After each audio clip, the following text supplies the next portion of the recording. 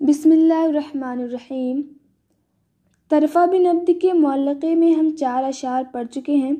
ان ابتدائی 4 اشعار میں طرفہ بن عبد نے اپنی عشیقہ اور معشوقہ خولہ کے کھنڈرات کو دیکھا اور وہاں کی صورتحال کا بیان کیا ہے کہ خولہ کے علاقے میں جو اس کے کھنڈرات ہیں اس کی صورتحال یہ ہے کہ وہ ایسے ظاہر ہوتے ہیں جیسے گودے ہوئے باقی نشانات ہوں، بالکل ختم ہونے کے قریب۔ اور بتایا کہ اس مقام پہ اس جگہ میرے ساتھیوں نے اپنی سواریوں کو روکا اور مجھے سمجھانے لگے، مجھے صبر اور تسلی دینے لگے۔ پھر اس نے تیسرے شعر میں کہا کہ خولہ مالکیہ کے ہودج جب صبح کے وقت نکلتے تھے تو ایسا معلوم ہوتا تھا گویا کہ مقام دد کی نہر میں بڑی بڑی کشتیاں چل رہی ہوں، اور وہ کشتیاں بھی کیسی ہوں، عمدہ قسم کی ہوں، عدولی کی بنائی ہوئی ہوں یا مشہور کاریگر ابن یامین کی بنائی ہوئی کشتیاں ہوں جسے ملاح کبھی ٹیڑھے لے کے جاتا ہے کبھی سیدھے لے کے جاتا ہے۔ اب اس نے 5ویں شعر میں مزید اسی کشتی کی صفت بیان کی ہے اور اس کی تعریف بیان کی ہے اور وہاں کی پوری صورتحال کا تذکرہ کیا ہے۔ کہتا ہے یشق حباب الماء حیزومھا بھا کما قسمت ترب المفائل بالید۔ شقہ یا شقو کے معنی ہوتا ہے پھاڑنا، چیرنا۔ حباب اس کے واحد حبابتن ہے، معنی ہے پانی کا بڑا حصہ، وہ جگہ جہاں پانی بہت زیادہ ہو، موج اور دھار کو بھی بولتے ہیں۔ حیزوم مویشی اور جانور کے سینے کے بیچ کا حصہ، سینے کا وسط، حکہ جمع حیازم اور حیازیم۔ ترب کے معنی مٹی۔ مفائل یہ ایک قسم کا کھیل ہے جس کو ڈھیری کاٹ کہتے ہیں۔ اس کی صورت یہ ہوتی ہے کہ مٹی میں کوئی چیز چھپا دیتے ہیں، پھر اس مٹی کے 2 حصے کر کے پوچھتے ہیں کہ وہ چیز کس حصے میں ہے۔ کہتا ہے کہ یشق حباب الماء حیزومھا بھا، حیزومھا ای حیزوم السفینۃ، یعنی اس سفینہ، اس کشتی کے سینے، اس کشتی کے اگلے حصے نے پانی کی موجوں کو، پانی کے دھاروں کو پھاڑ دیا، چیر دیا، ایسے جیسے کما قسمت ترب المفائل بالید، جیسے ڈھیری کاٹ کھیلنے والا ہاتھ سے مٹی کے 2 حصے کر دیتا ہے۔ یعنی وہ کشتیاں اس نہر میں چل رہی ہیں اور اس چلنے کی صورتحال کو اس نے یہاں بیان کیا ہے کہ وہ کشتیاں ایسے چل رہی ہیں اور وہ پانی میں وہ کشتیاں چل رہی ہیں تو ان کشتیوں کے کنارے پانی کو ایسے چیرتی پھاڑتی چل رہی ہیں جیسے ڈھیری کاٹ کھیلنے والا مٹی کے 2 حصے کرتا ہے، ایسے ہی یہ کشتیاں پانی کے 2 حصے کرتے ہوئے چل رہی ہیں۔ آپ نے کشتیوں کو چلتے ہوئے کبھی دیکھا ہوگا، تو جب کشتیاں چلتی ہیں تو ایسا لگتا ہے گویا کہ پانی کے اندر 2 دھاریں بن رہی ہیں، بیچ میں چلتی ہیں، کنارے پانی ان کے بہتے رہتے ہیں، تو ایسا لگتا ہے کہ وہ کوئی نشان اسے بناتے ہوئے جا رہی ہیں، چیرتی ہوئے جا رہی ہیں۔ تو اس نے یہاں پہ طرفہ بن عبد نے اسی کا تذکرہ کیا ہے کہ وہ کشتیاں کیسی ہیں، جب وہ کشتیاں چلتی ہیں اور تو ایسا لگتا ہے کہ اس کشتی کا اگلا حصہ پانی کی موج اور دھاروں کو ایسے چیرتا ہے جیسے کہ ڈھیری کاٹ کھیلنے والا مٹی کے 2 حصے کرتا ہے، اس کو الگ کرتا ہے۔ حیزومھا جو ہے یہ فاعل ہے یشقو کا، اور حباب الماء یہ اس کا مفعول ہے۔ بہا میں جو با ہے وہ ظرفیت کے لیے ہے اور اس کی ضمیر مجرور نواصف کی طرف لوٹتی ہے۔ تیسرے شعر میں بن نواصف جو ہے اس نواصف کی طرف اس کی ضمیر لوٹتی ہے۔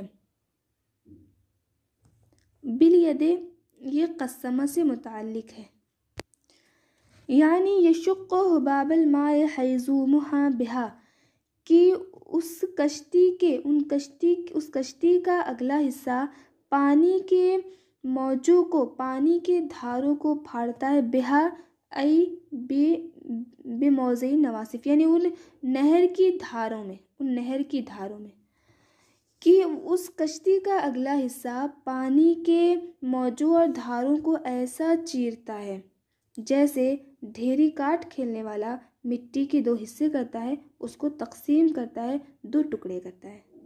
آگے اس نے کہا وَفِي الْحَيِّ أَحْوَى يَنْفُذُ الْمَرْدَ شَادِنٌ مُظَاہِرُ سِمْتِ لُؤْلُؤٍ وَزَبَرْجَدٍ۔ حَيٌّ قبیلہ جمع احیا، احوا حویہ ہوا سرخی مائل سیاہ ہونا، الذی فی شفتہ سمرہ صفت ہے احوا، باب سمیہ سے مشتق ہے۔ نفذ ینفذ کے معنی جھاڑنا، مرد کے معنی پیلو کا تازہ پھل، شادن نوجوان اور طاقتور ہرن، الغزال الذی قوی واستغنی عن امہ، مظاہر یعنی کپڑے کے اوپر کپڑا پہننا، الذی لبس ثوبا فوق ثوب او درعا فوق درع۔ سمت وہ دھاگا جس میں موتی پروئی جائے، اور اگر کہ کوئی کسی دھاگے میں موتی نہ ہو تو اس کو سلک کہتے ہیں۔ اس کی جمع سموت ہے، لولو یعنی موتی، اور زبرجد زمرد کو بولتے ہیں، جمع زبارج۔ وفی الحی احوا، یہ حی میں یعنی اس قوم اور قبیلے میں احوا ایک نوجوان ہرنی ہے، جو کیا ہے؟ احوا ہے، یعنی جس کے ہونٹوں کی سرخی میں سیاہی نمودار ہے، جس کے ہونٹ سرخ بمائل سیاہ ہیں۔ ینفذ المرد، جو پیلو کے درخت پہ لگے ہوئے پھل کو جھاڑتی ہے۔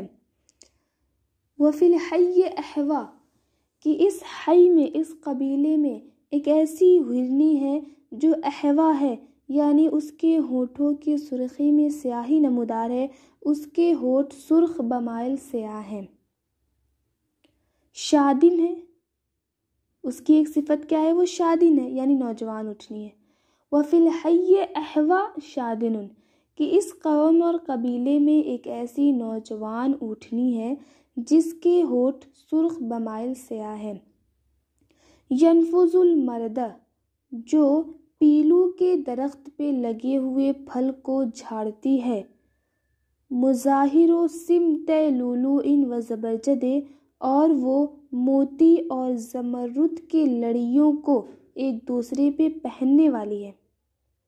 وہ لولو یعنی موتی اور زبرجد یعنی زمرد۔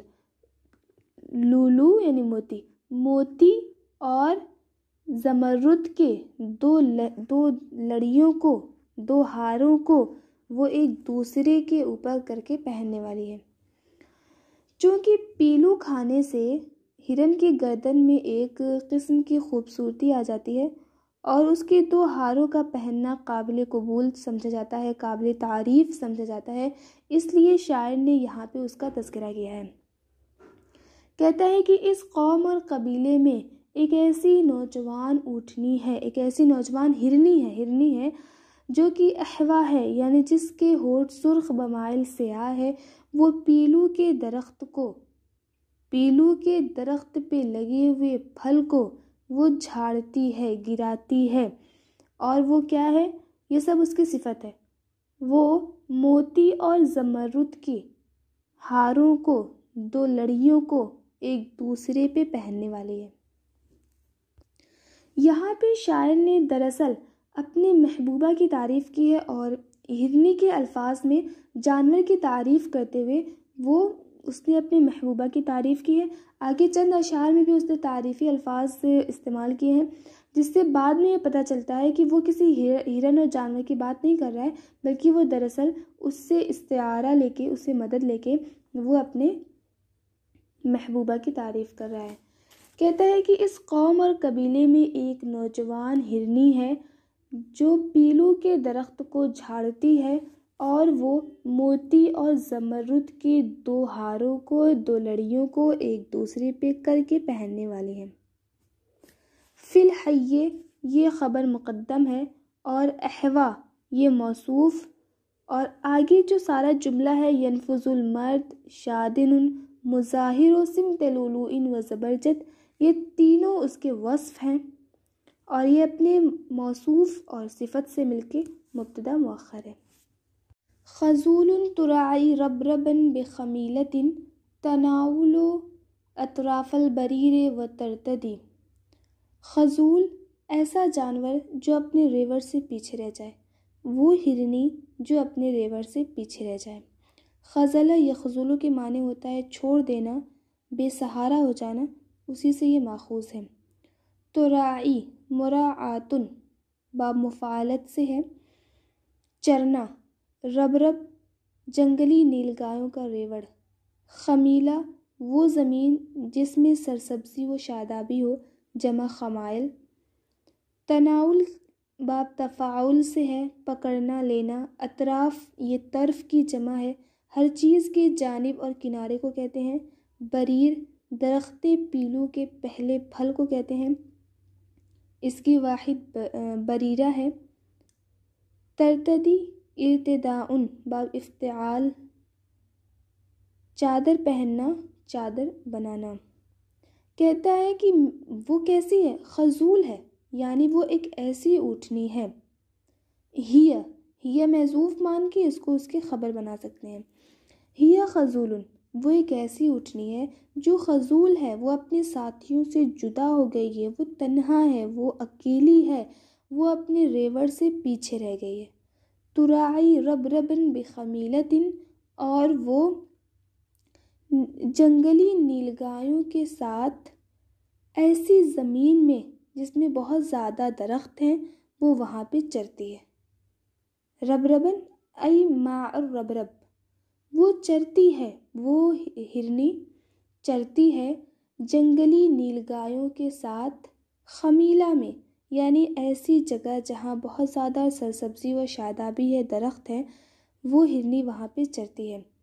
تناول اطراف البریر اور وہ درخت پیلو کے اطراف کو، درخت پیلو کے جز کو، اس کے حصے کو، اس کے طرف کو وہ کھاتی ہے۔ وہ ترتدی اور اس کا چادر بنا لیتی ہے، یعنی اس میں چھپ جاتی ہے۔ اس کا حاصل یہ ہے کہ خولہ وہ اپنے قبیلے سے جدا ہو گئی ہے، وہ اپنے دوستوں سے دور ہو گئی ہے، وہ اپنے قوم کے ساتھ جا رہی ہے اور چلتے وقت دائیں بائیں گردن اٹھا کر دیکھتی ہے۔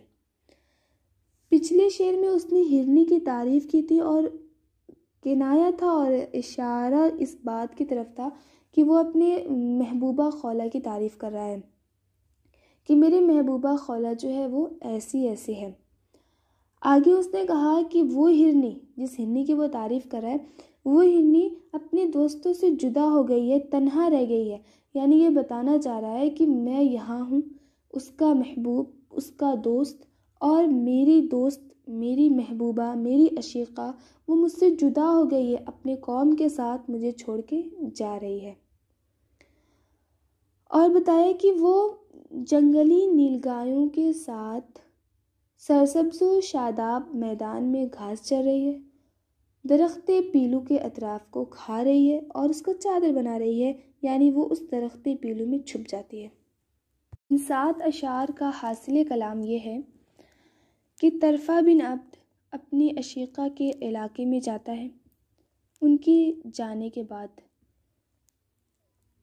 جس قبیلے کی اس کی عشیقہ اور محبوبہ تھی، وہ اس قبیلے کے لوگ اس علاقے سے کوچ کر گئے ہیں اور یہ وہاں پہ جاتا ہے، تو اس جگہ کو دیکھ کے، اس کھنڈرات کو دیکھ کے اس کا دل بھر آتا ہے اور وہ اس کو دیکھتا ہے کہ خولہ کے جو کھنڈرات ہیں وہ بالکل ویران ہو چکے ہیں، وہ بالکل ختم ہونے لگے ہیں۔